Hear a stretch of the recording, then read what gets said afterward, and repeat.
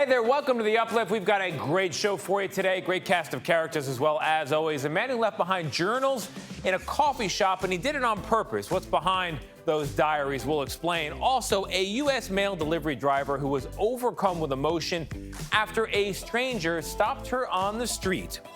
And volunteers helping rescue 4,000 beagles. Plus, a 70-year-old who received a text alert calling for help in her community and what she did to step up. And we're going to take you to a chapel where 8,000 couples have tied the knot in a very unconventional place. Where? We'll tell you.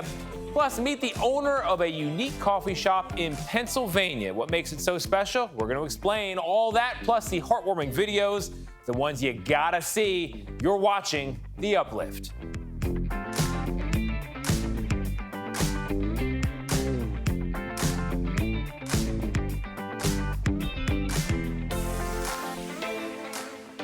Hey there, welcome to The Uplift, the show that lifts you up for at least the next 30 minutes. You and me as well. Me being Tony DeCopel, good to see you, glad to be with you. When was the last time you listed the reasons that you were grateful to be in this world? Well, one man set out on a mission to inspire others to express their gratitude, and he got a whole lot in return. David Begnaud has the story. In coffee shops around the country, you might want to look out for a little book titled, "Today I am grateful for." It's there so that people in search of a latte can also search their souls and write a few words about what they are grateful for. Astoria Coffee in New York City was the first place the book showed up. And it's so simple, it's just a few minutes every day. Teddy Droseros, who for 10 years has written down what he is grateful for every day. Thankful for the amazing dinner I had with my brother. Put the book in the coffee shop with the permission of the owner. So Astoria, you drop it off, and then do you keep going back to the coffee shop every day? Yeah, I check up on it and write myself. And what was it like seeing people sitting there writing in it? Oh, that's always an awesome experience, like, because people would just take it and bring it to their seat and just read through it. So explain to me what the gratitude journal was going to be. I was just like, oh, this is just a tool that I can leave around everywhere to inspire people to practice gratitude. It didn't take long before the book filled up, and so another one was left there. I'm thankful for my pup, my health, friends, and fam. I'm grateful for living room, dance parties, and non-sexual intimacy. I love it. I love it. And at Bird Rock Coffee in San Diego, California, he put out more books after he moved there. So then, how many coffee shops did you end up giving books to around the country? I actually don't know. My friends would help me out. You know, when they were traveling, they would get books out there, and then I started getting random emails from strangers saying, hey, I saw this in this coffee shop. Can we bring it to my neighborhood? He calls his project Grateful Peoples, and a lot of that gratitude comes right back to him after the books are all filled up. How many of them came back? At least 100, I would say. So when you got your first book back and you went through it, how was that? I noticed that when I would feel down, I would go pick up one of the filled up books I collected. It would like instant make me feel better. Teddy Droseros, by his own admission, was not always a grateful person, and thinks about that when he comes here, where he watched his mother's ashes flow into the Pacific Ocean. What did she have? She was diagnosed with multiple sclerosis when I was a baby, but eventually passed from cancer. His mother's illness robbed him of a normal childhood, and it left him bitter, he says. My experience with her and her sickness, you know, MS impacts the brain and changes behavior and personality, and it was difficult. It was kind of hard to be grateful for it at the time, and the thing with why I became so passionate about gratitude and started Grateful Peoples is because the more time I took to write in this journal, I realized that everything I was experiencing with my mom was seriously my biggest blessing I'll probably ever have. Do you have your first entry? Yeah. February 29th, 2012. I'm thankful I was born healthy into a great family with all limbs and able to do everything I was able to as a child. Playing all those sports growing up was a blessing. If you need a fresh journal. Now schools have teamed up with Grateful Peoples because Teddy Droseros has distributed 20,000 books to school children. I'm grateful for my father. I am grateful for how education changed how I spoke and how I wrote. I'm grateful for my little brother doing good in school. It turns out that gratitude can foster more gratitude and people actually want to read about it. So you ended up writing a book, and the book was written with the entries of all kinds of people. Yeah, it was just Right. like a collection of Yeah. gratitude thoughts. And what'd you call the book? Today I'm grateful for. And how many entries? About 1,000. Did you read every one of those in the book? So I collected 75,000 entries, and I read through every single one, which was a blessing because it was just like 75,000 bits of perspective. Somewhere in those 75,000 entries was one that said Deanna, and today remains part of the legacy of Deanna Mondello, a dancer who died too young at 28 years old in a car crash.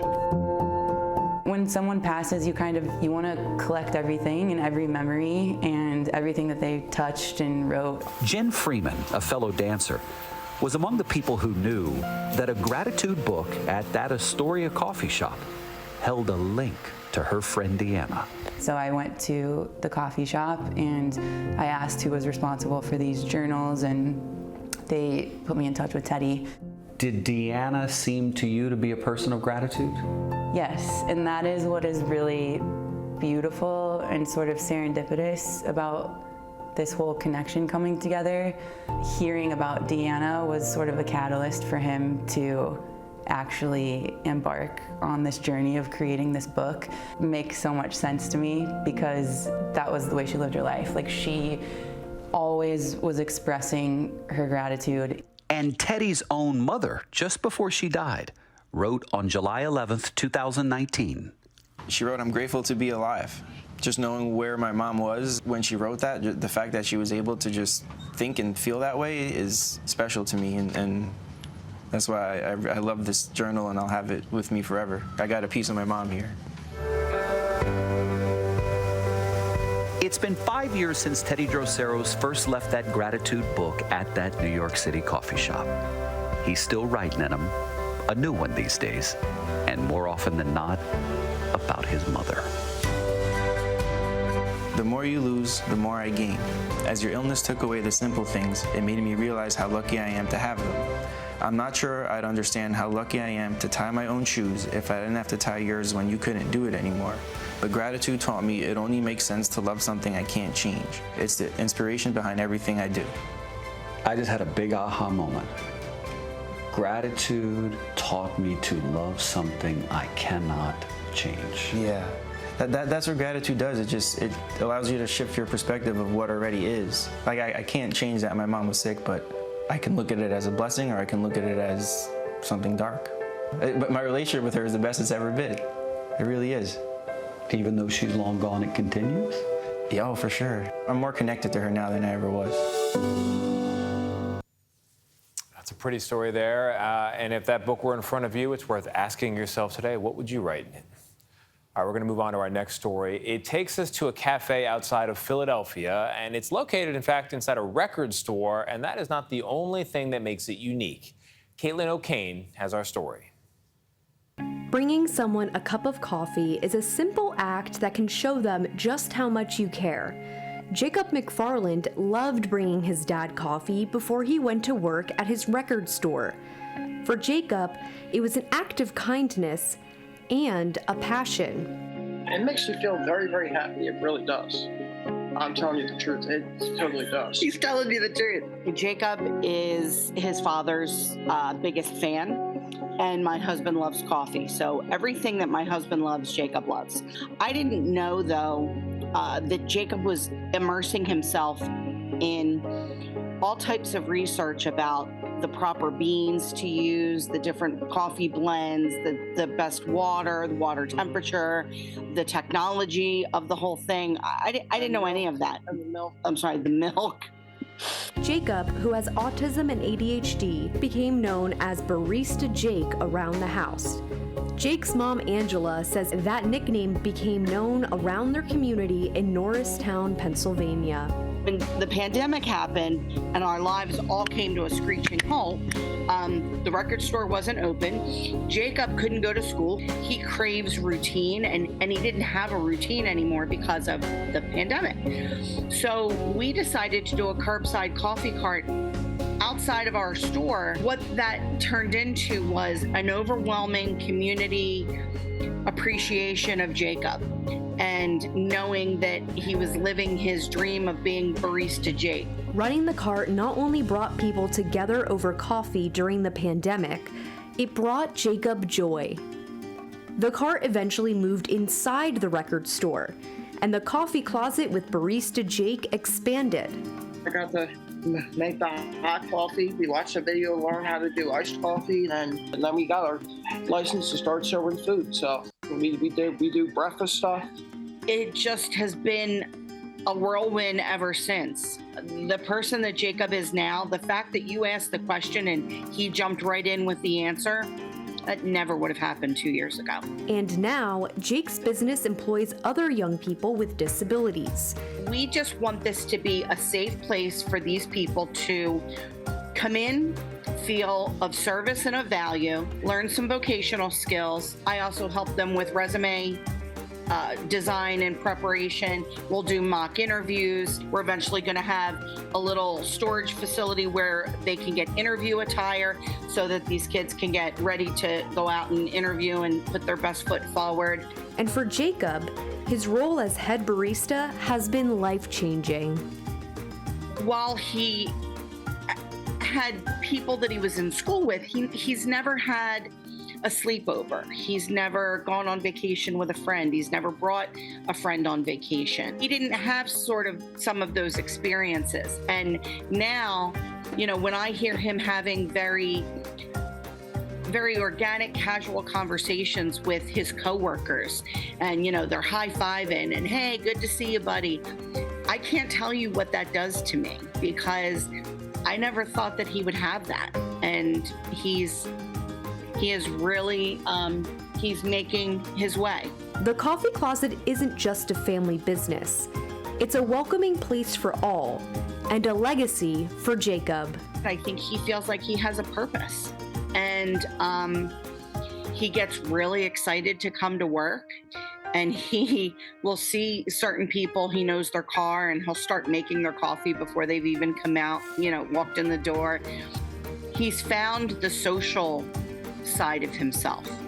And if this were all to go away tomorrow, the advancement in Jacob in 2.5 years has been worth everything.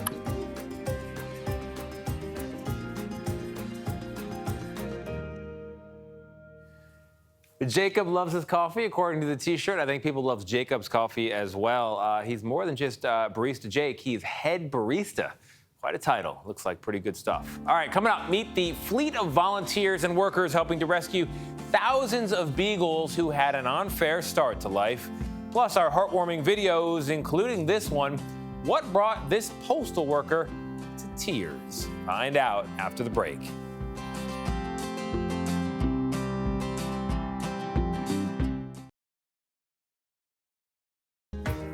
Welcome back to the Uplift. It is that time. We're going to do it. Time for those heartwarming videos, the ones you got to see. And we're going to begin with this one.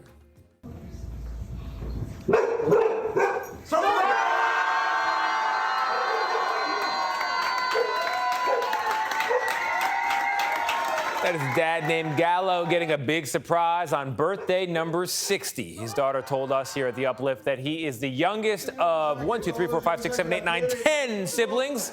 So for his big day, they flew in, every single one of them. Hope they got a group rate. They were all born and raised in Quito, Ecuador, but they now all live here in these United States. And his siblings flew to Chicago, from Texas, from Mexico City, from Atlanta, from New York, Florida, Pennsylvania. I could go on. They all just wanted to be there to wish their little brother happy birthday. 60 is a big one. All right, our next video shows the impact a random act of kindness can have. Take a look. What's your name? Debbie. Debbie, I'm Isaiah. Isaiah. I'm trying to get some extra change to get home on the bus. I wanted to see if you possibly had like an extra $1 or $2. You can take on that $5. Are you serious? Yeah, here, take it, grab it. Can I ask you why you were willing to do that though? Why? I always help people. I'm actually doing this thing today where I'm surprising the first person who gives me money for the bus with $300. I have some money for you. Are you serious? I'm dead serious. Where's the camera? I'm recording right here. That is funny. You give some, you get a lot in that case. It all comes back. Very sweet moment there. All right, to another sweet moment, another video. This is a moment between a dad, his name is Mike Jackson, and his 3-year-old daughter. Her name is Harper. Come on, I got you. Ready? We're gonna count to 3 and you go, okay? Ready? 1, 2, 3, go!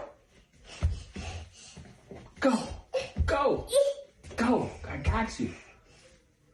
I can't. Yes, you can. Yes, you can. Just go. Daddy got you. Say, there's nothing. It's nothing. That I can't do. Can't do. When I put my mind to it. Let's go. 1, 2, 3, go.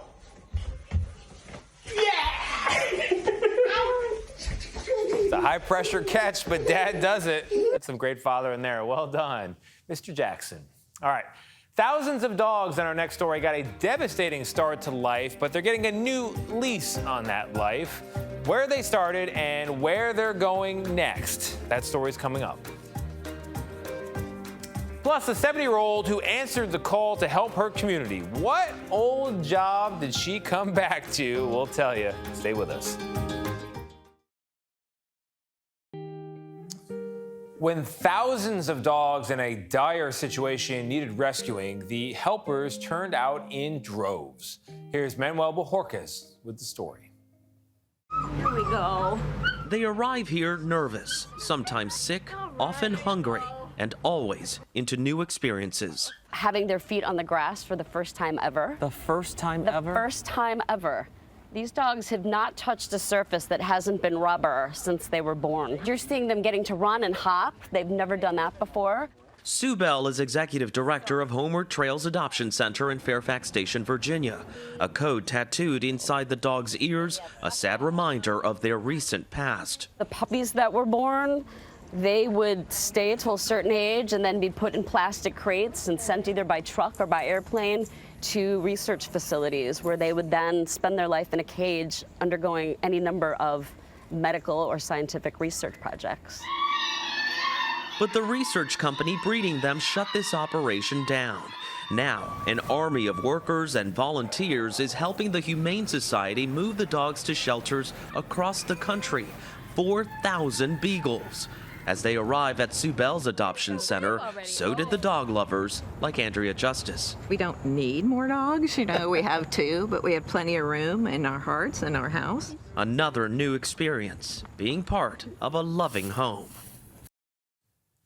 Look at that, first time on grass. To our next story, back to school time. It can mean a lot of money spent on new supplies and clothes, and not every family can afford it. So one organization is making sure that kids are prepared, one backpack at a time. Meg Oliver now has more. A lot of times I write on the back of the card, "You got this," because they just need to know that someone's in their corner and someone's fighting for them. Words of encouragement from the team at Volunteers of America. In New York City, before school starts, Operation Backpack will distribute more than 15,000 new bags for every homeless student. Anton Niblet helps deliver them. Our goal is to have children be able to move out into the world with a feeling of confidence and possibility. The backpack is a small way to start that. Children like 6-year-old Kyle Gregory. How does it feel when you put this on? Fast and strong. You feel fast and strong when you put this on? Kyle and his mom, Crystal, have been living in a shelter for the past 3 years. She still remembers Kyle's sweet smile after receiving that first backpack.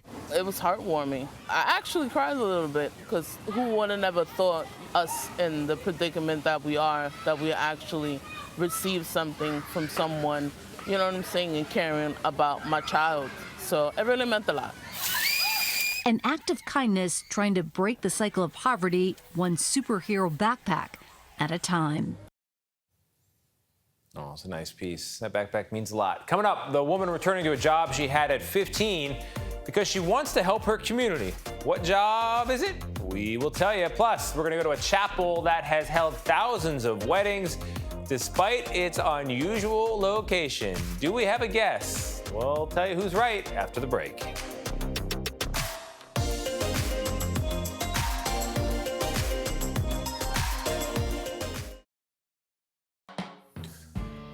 When you think of a shotgun wedding, you may think of a roadside chapel in Las Vegas. I certainly did. But the little chapel in Bloomington, Minnesota is somehow even less traditional than that. CBS Minnesota's Kirsten Mitchell has more. You know, at first I went, oh my, that's really odd. It's a common reaction to seeing a wedding chapel inside the Mall of America. Before I purchased it, I actually came in and sat in on a wedding and realized that it's no different than a wedding anywhere else. It's just in a very unconventional location. How many people do you hold in here? 35. Felicia Glass Wilcox found it was the perfect space for the more than 8,000 couples who chose to marry at the Chapel of Love since it opened in 1994. Second marriages, military couples, you know, people who don't have a budget for a wedding, to be able to provide a service that is nice, intimate, and more about the couple. That's why high school sweethearts Sephra and Denzel decided to tie the knot Tuesday after 11 years together. What's nice about having the chapel here is very convenient. Very cozy as well. Like, it's just really nice. We can keep it really personal just with us and our friends and make that more special for us. Over the years, Felicia has seen it all and has witnessed history, marrying one of the state's first same-sex couples at midnight, the day it became legal in Minnesota. When that happened, it became a very personal business because I was proud of it. I was so proud of the fact that I was able to do something that I felt should have been done years ago. Just as times changed, so have the challenges of running a business. Chapel of Love will close at the end of the month and Felicia will retire, but not before taking a moment to remember all of the people she's had the pleasure to meet and marry along the way. I just want to thank them. It means a lot to me. Oh, I'm sure it means a lot to them as well. All that matters is I do, and a lot of them happened right there. All right, to our final story. It's about a 70-year-old who saw that her community needed help, so she returned to a job she first had when she was just 15 years old. CBS Boston's Rachel Holt picks up the story. A text alert in June pleading for the community's help. We need staff, you know, in order to keep our facility open. We need help. At the time, YMCA Cape Cod was forced to close its small pool due to a staffing shortage. I'm retired, so I have time. Barnstable grandmother Maggie Sullivan was one of the first people to respond. Her only hesitation, her lifeguard certification had expired 50 years ago. She heard the call and she decided to come and help out. We got her certified, and hey. Things have changed, but it was pretty easy to study up and get back on board with it. The 70-year-old former teacher is now working at the Y as a lifeguard and swim instructor. Try it in. She recognizes the ability of each kid, and she adjusts what she's doing to them. Maggie first gained lifeguarding experience here at Calmus Beach in Barnstable, where she started out as a junior lifeguard at the age of 15 and worked her way up to head lifeguard in the 60s and 70s. It was a great job. I did it until I graduated from college. Her co-workers at the Y are mostly in their 20s, an age difference that's proven to have its benefits. They're like, let's go to dinner. It's 5 o'clock. So I'm fresh, I'm rested, and but the young people offer things to me as well. Their energy, their alertness. As we get older, sometimes, you know, we lose our way, and we have to understand that we have talent, and it's great to share that talent. And I am so glad that Maggie decided to share her talent with us. Nice note to end on, and what a show it was. I hope it brightened your day. I hope it lifted you up. But you know what? If it didn't for any reason at all, we got a money-back guarantee. You can re-watch The Uplift anytime. That is our show. We'll see you again soon. I'm going to go look for some more good stories.